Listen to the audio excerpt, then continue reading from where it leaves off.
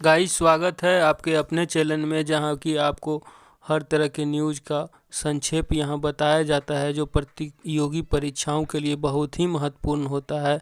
और आने वाले एग्ज़ाम में करंट अफेयर्स जो पूछा जाता है, इन्हीं में से पूछा जाता है।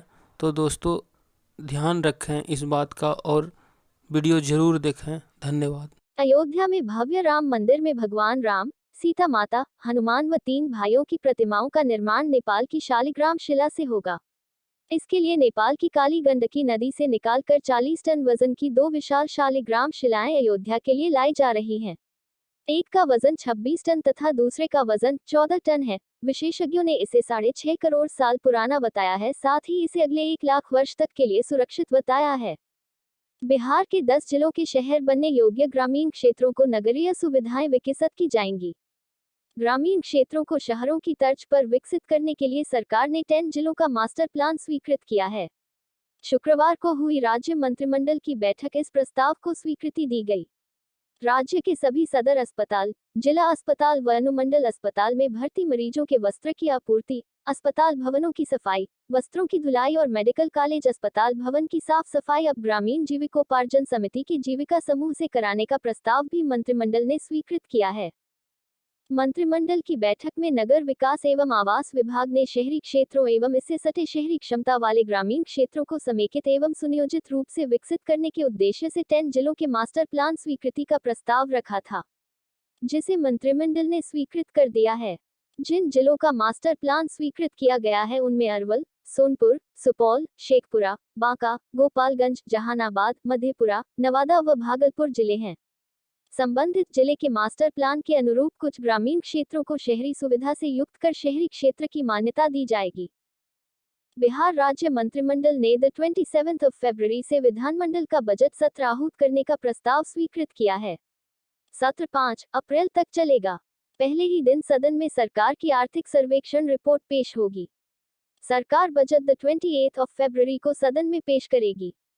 इंडियन मेडिकल एसोसिएशन ने गणतंत्र दिवस के अवसर पर गुरुवार को आर्यभट्ट ज्ञान विश्वविद्यालय व ललित नारायण मिथिला विश्वविद्यालय के पूर्व कुलपति डा. एसपी सिंह को तथा डा. Colonel A K. सिंह को प्रतिष्ठित डा.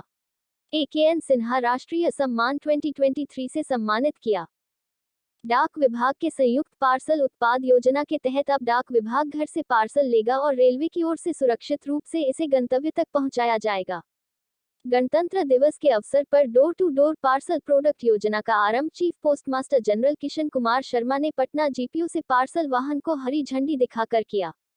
चीफ पोस्टमास्टर जनरल ने बताया कि भारतीय रेलवे और भारतीय डाक विभाग ने मिलकर door to door parcel product योजना शुरू की है। पार्सल के लिए ग्राहक को खुद रेलवे के पार्सल ऑफिस में लाने की जरूरत नहीं पड़ेगी। ग्राहक घर या ऑफिस से ही पार्सल भेज सकेंगे। साथ ही इसकी ट्रैकिंग की सुविधा भी मिल सकेगी। बिहार वासियों तक लेट्स इंस्पायर बिहार के संदेशों को सहजता से पहुंचाने के लिए डॉक्यूमेंट्री तैयार की जा रही है। फिल्म का निर्माण निर्माता सागर कर रहे हैं। इसे बिहार पर लोकार्पित किया जाएगा। आईपीएस विकास वैभव द्वारा मगध महिला कॉलेज में डॉक्यूमेंट्री के फर्स्ट लुक को रिलीज किया। Kiran automobile Mahindra and Mahindra dealer की ओर से एक्सयूवी सेगमेंट में महिंद्रा एक्सयूवी 400 का लॉन्च किया गया। एक्सयूवी 400 इलेक्ट्रिक है। इसे बेहतरीन रूप से डिजाइन किया गया है। महिला समाज की ओर से कदमकुआं स्थित बिहार हिंदी साहित्य सम्मेलन परिसर में महिला हाट का आयोजन होगा। कार्यक्रम का उद्घाटन 29 जनवरी को महापौर सीता साहू करेगी। 30 जनवरी को मेले के समापन पर उद्योग मंत्री समीर महासेठ रहेंगे। समाज की प्रीति प्रिया ने बताया कि मेले में 50 से अधिक स्टॉल लगाए जाएंगे। भारत के राष्ट्रकवि रामधारी सिंह दिनकर को पावर कॉरिडोर इंडियन अचीवर्स के तीसरे संस्करण पर पुरस्कार दिया गया। दिल्ली के कनॉट प्लेस स्थित एनडीएमसी कन्वेंशन सेंटर में केंद्रीय मंत्री नितिन गडकरी से राष्ट्रकवि दिनकर के पौत्र अरविंद कुमार सिंह ने सम्मान लिया कि यह पुरस्कार राष्ट्र की सेवा के लिए प्रतिष्ठित भारतीय सम्मान है। भारत निर्वाचन आयोग ने मतदाता पुनरीक्षण के बाद पहली 2023 के आधार पर बिहार के कुल मतदाताओं की संख्या को घोषित कर दी है। इसके साथ ही राज्य में कुल मतदाताओं की संख्या 7.58 करोड़ के पार पहुंच गई है। आयोग की ओर घोषित आंकड़ों के अनुसार 8.89 लाख नए मतदाताओं के नाम जुड़े हैं। वहीं 3 लाख से अधिक मतदाताओं के नाम विभिन्न कारणों से हटाया गया है। अहम यह है कि आयोग अब प्रतिवर्ष कैलेंडर वर्ष के बजाय 4 बार मतदाता सूची घोषित करेगा। अब निर्वाचक सूची में पंजीकरण के लिए अर्हता तिथि 1 जनवरी, 1 अप्रैल, 1 जुलाई और 1 अक्टूबर भी होंगी। इस तरह से अब एक अर्हता तिथि कैलेंडर वर्ष न होकर वर्ष में 4 अर्हता तिथियां होंगी। निर्वाचक सूची के अंतिम प्रकाशन में निर्वाचकों की कुल संख्या 7,58,13,806 हो गई है। इनमें पुरुष निर्वाचक 3,97,88,469, महिला निर्वाचक 3,60,22,919 और तृतीय लिंग के निर्वाचकों की संख्या 2,418 है, जबकि 8,89,438 निर्वाचकों का नाम जोड़ा गया है। वहीं इस अवधि में कुल 3,04,322 मतदाताओं का नाम नियमानुसार हटाया गया है। इस प्रकार से निर्धारित अवधि में मतदाताओं की कुल संख्या में बढ़ोतरी 5,85,116 रही है, जिनमें पुरुष निर्वाचकों की संख्या में बढ़ोतरी 2,39,456, महिला निर्वाचकों की संख्या में बढ़ोतरी 3,45,599 तथा तीसरे लिंग के निर्वाचकों में बढ़ोतरी 61 रही है। SSRI ने चीन के belt and road initiative BRI का उसके सहयोगी देशों पर नकारात्मक असर पड़ रहा है। साउथ रिसर्च इनिशिएटिव SSRI की रिपोर्ट के अनुसार जाम्बिया, पाकिस्तान, लाओस, अंगोला और श्रीलंका से तथ्यों का विश्लेषण करने के बाद यह जानकारी सामने आई है। चीन के बेल्ट एंड रोड इनिशिएटिव के भविष्य पर सवाल उठने शुरू हो गए हैं। इस परियोजना के जरिए चीन ने पूरी दुनिया में अरबों डॉलर का निवेश किया है। चीन ने BRI के जरिए इन देशों में खासा निवेश किया है। दोस्तों, वीडियो में आगे बढ़ने से पहले आपसे गुजारिश है कि यदि आपने चैनल को सब्सक्राइब नहीं किया है तो लाइक, सब्सक्राइब तथा शेयर करें। दोस्तों, आपका बढ़ाया गया हौसला ही हमें आगे वीडियो लाने के लिए प्रेरित करेगा। So please like, subscribe. Bharat के शेयर बाजार में हलचल मचाने वाले अमेरिकी वित्तीय शोध कंपनी हिंडनबर्ग द्वारा शेयरों में धोखाधड़ी का आरोप लगाए जाने के बाद लगातार दूसरे कारोबारी दिन अदानी समूह के शेयरों की जमकर पिटाई हुई। सर्वाधिक 20% की गिरावट अदानी टोटल गैस में दर्ज की गई। अदानी समूह की सूचीबद्ध कंपनियों की बात करें तो उनका मार्केट कैप 4.17 लाख करोड़ रुपए से अधिक कम हो गया। अदानी समूह के खिलाफ आई रिपोर्ट का असर शेयर बाजार पर भी पड़ा और 30 शेयरों वाला सेंसेक्स 874.16% गिरकर 59,330.90 पर बंद हुआ। यह 3 महीने का निचले स्तर है। कारोबार के दौरान एक समय सेंसेक्स 1230 अंक तक गिर गया था, लेकिन बाद में रिकवरी कर ली। निफ्टी भी 287.60 अंक गिरकर 17,604.35 पर पहुंच गया। पिछले साल 23 दिसंबर के बाद निफ्टी में यह एक दिन में सबसे बड़ी गिरावट है। RBI गवर्नर शक्तिकांत दास ने को कहा कि महंगाई, वृद्धि दर और मुद्रा के उतार चढ़ाव से जुड़े ताज़ा डाटा से संकेत मिलता है कि वित्तीय बाजारों और वैश्विक अर्थव्यवस्था के लिए बुरा दौर पीछे छूट चुका है। उन्होंने कहा कि लंबी अवधि में ब्याज दरों के ऊंचे बने रहने की संभावना दिख रही है। दुबई में आयोजित एक कार्यक्रम को संबोधित करते हुए दास ने कहा 2023 में वैश्विक अर्थव्यवस्था में गिरावट रहने का अनुमान है, लेकिन महंगाई और वृद्धि दर सही रहेगा। ल्यूमिनस पावर टेक्नोलॉजीज ने उत्तराखंड में green solar panel manufacturing factory लगाने की घोषणा की। कंपनी का कहना है कि यह देश की पहली ग्रीन एनर्जी आधारित सोलर पैनल फैक्ट्री होगी। यह फैक्ट्री रुद्रपुर में स्थापित की जाएगी, जिसके इस वर्ष के अंत तक शुरू होने की उम्मीद है। 8 पहलवानों ने आगामी जाग्रेब ओपन से हटने का फैसला किया है। इन पहलवानों का कहना है कि वे इस टूर्नामेंट के लिए तैयार नहीं हैं, जबकि अंजू चोट के कारण हटी हैं। MC मैरी कॉम की अध्यक्षता में बनाई गई निगरानी समिति ने 1 से 5 फरवरी तक होने वाली इस UWW रैंकिंग सीरीज के लिए बुधवार को भारतीय दल की घोषणा की थी। टोक्यो ओलंपिक के रजत पदक विजेता रवि दहिया 57 किग्रा, विश्व चैंपियनशिप के पदक विजेता दीपक पुनिया 86 किग्रा, अंशु मलिक 57 किग्रा, संगीता फोगाट 62 किग्रा, सरिता मोर 59 किग्रा, जितेंद्र किन्हा 79 किग्रा, विनेश फोगाट 53 किग्रा और बजरंग 65 किग्रा ने इस टूर्नामेंट से हटने का फैसला किया है।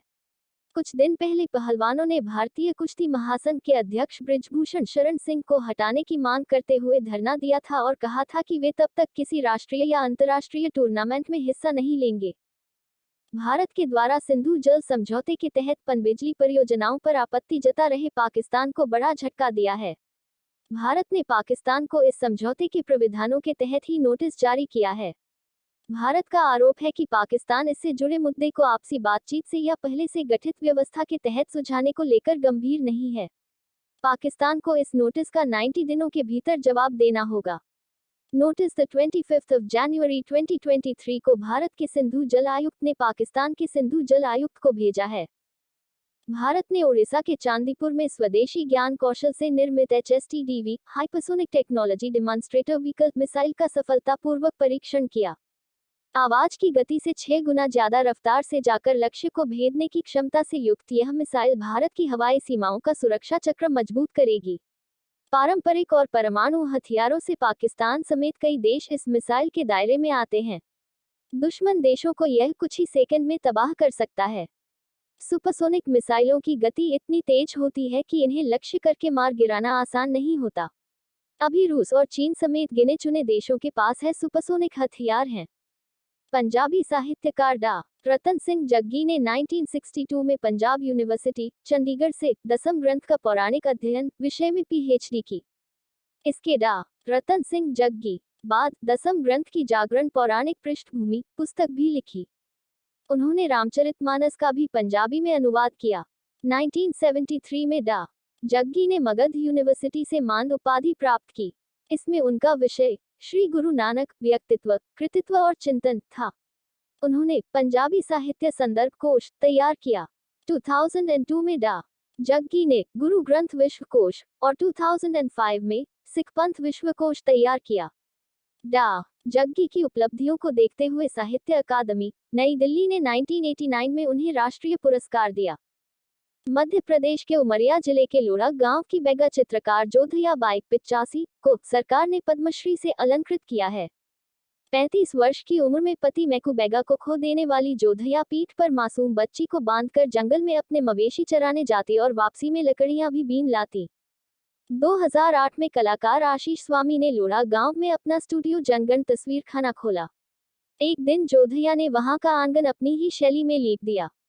आशीष के कहने पर जब उन्होंने बेगा चित्रकारी को अपनी कल्पना के रंगों से भरा तो आदिवासियों का संसार 7 समंदर पार भी इंद्रधनुषी रंग बिखेरने लगा। बेगा चित्रकारी बेगा आदिवासियों की कल्पना का वह पूरा संसार है जिसे वह अपने नजरिए से देखता और रचता है। मधुबनी की पेपरमेशी कलाकार सुभद्रा देवी को पद्मश्री से सम्मानित कर सरकार ने उनके काम को सराहा है। इससे पहले वह बिहार सरकार व केंद्रीय वस्त्र मंत्रालय से भी सम्मानित हो चुकी हैं। उन्होंने 100 से अधिक महिलाओं को प्रशिक्षण देकर आत्मनिर्भर कलाकार सुभद्रा भी बनाया है। उन्होंने घर देवी जागरण की महिलाओं को देखकर सीखा और स्वयं के अभ्यास व लगन से यहां तक पहुंची। स्पेन के लोगों को पेपरमेशी कला का प्रशिक्षण देने के लिए सुभद्रा देवी को भारत सरकार ने 2014 में 15 दिनों के लिए स्पेन भेजा था। बता दें, पेपरमेशी कला के माध्यम से विविध कलाकृतियां जैसे खिलौने, मुखौटे, बॉक्स, मूर्ति आदि बनाए जाते हैं। इसमें कागज की लुगदी के साथ मुल्तानी मिट्टी, मेथी दाने व पाउडर और गोंद का इस्तेमाल किया जाता है। सभी को मिलाकर कलाकृतियां बनाई जाती हैं। बाद में उन पर मिथिला पेंटिंग की जाती है। लद्दाख के ग्लेशियरों के पिघलने से पर्यावरण को खतरे की ओर प्रधानमंत्री नरेंद्र मोदी का ध्यान दिलाने और संविधान के 6ठे शेड्यूल को प्रभावी बनाकर लद्दाखियों के हितों के संरक्षण के लिए लद्दाख के समाज सेवी व शिक्षाविद सोनम वांगचुक लेह में -20 डिग्री तापमान में अनशन पर बैठे हैं। वांगचुक यह अनशन लेह में अपने संस्थान Himalaya institute of alternative campus की छत में खुले में स्लीपिंग बैग लेकर कर रहे हैं। उनके समर्थन में और भी लोग अनशन में शामिल हुए हैं। कारगिल के जंस्कार के टुंगरी गांव में कई युवा अनशन पर बैठ गए हैं। सोनम वांगचुक का अनशन 5 दिन तक चलेगा। उप प्रधानमंत्री और गृह मंत्री रवि लामिछा ने अपनी नागरिकता की लड़ाई गंवा बैठे हैं। उन पर नेपाल का नागरिक न होने का आरोप लगा था जिसे जांच में सुप्रीम कोर्ट ने सही पाया है। इसके चलते कोर्ट ने लमिछाने की संसद की सदस्यता रद्द कर दी है। उन्होंने देर रात प्रधानमंत्री पुष्प कमल दल प्रचंड को अपना इस्तीफा सौंप दिया। कार्यकारी मुख्य न्यायाधीश हरिकृष्णा कार्की की अध्यक्षता वाली संविधान पीठ ने लमिछाने की नागरिकता के विषय में दायर याचिका पर फैसला दिया है। पीठ ने लमिछाने द्वारा संसदीय चुनाव के दौरान प्रस्तुत नागरिकता प्रमाण पत्र को अवैध करार दिया है। लमिछाने जून 2022 में सक्रिय राजनीति में आए थे। उस समय उन्होंने राष्ट्रीय स्वतंत्र पार्टी नाम का दल गठित किया था। मध्य प्रदेश के कुनो नेशनल पार्क में 12 चीते पहुंचाने के लिए भारत ने दक्षिण अफ्रीका से एक समझौता किया है। पिछले सप्ताह हुए समझौते में 7 नर और 5 मादा चीता को 15 फरवरी को भारत लाना तय किया गया है। दक्षिण अफ्रीकी पर्यावरण विभाग का कहना है कि 1 दशक तक हर साल 12 चीते भारत भेजने की योजना है। यानी 1 दशक में दक्षिण अफ्रीका से कुल 120 चीते आएंगे। केंद्रीय पर्यावरण मंत्रालय ने शुक्रवार को बताया कि भारत भेजे जाने वाले 12 चीतों, 7 नर और 5 मादा को पिछले साल जुलाई से ही क्वारंटाइन किया गया है। इन 12 चीतों में से 3 को क्वाज़ुलु नेटल प्रांत के बोमा के फिंडा में क्वारंटाइन कराया गया है। राष्ट्रपति जो बाइडेन ने भारतवंशी अंतरिक्ष यात्री राजा जे चारी को एयरफोर्स ब्रिगेडियर जनरल के रूप में नामित किया है। अमेरिकी रक्षा विभाग के अनुसार उनके नाम की घोषणा गुरुवार को की गई। चारी के नाम को सीनेट के पास भेजा गया है।